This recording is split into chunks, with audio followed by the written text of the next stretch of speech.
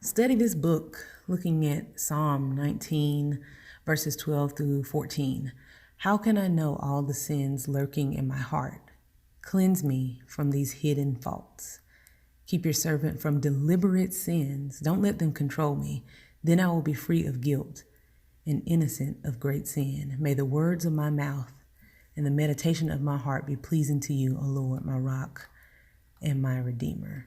And this is David.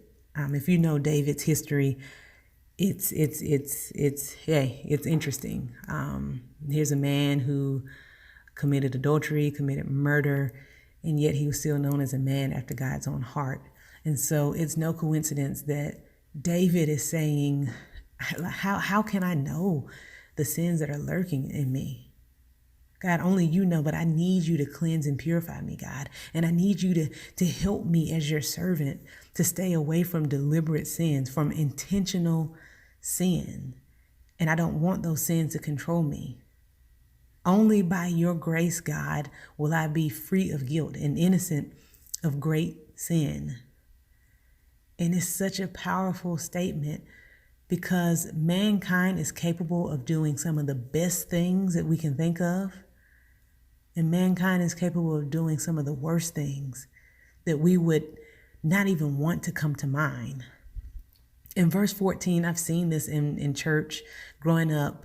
And even now, like reading it, I really had to pause and be intentional about saying, okay, God, what exactly does this mean? Because you're saying something deeper than what I can just read and comprehend on my own.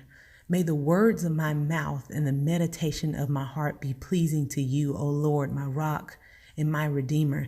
David is saying, and we all should be saying this, he's saying, God, may the things that are in me, deep within me, that I don't even know are there, may you pull them out, God, and may what's deep within me, may my heart be pleasing to you.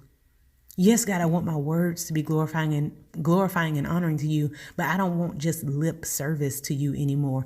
I want what's deep in me to be pleasing to you. And God, I need you to reveal what's in me so that it can be removed. Reveal and remove so that the deepest parts of me are pleasing to you. Let that be our prayer today, that the deepest parts of who we are please God. Study this book.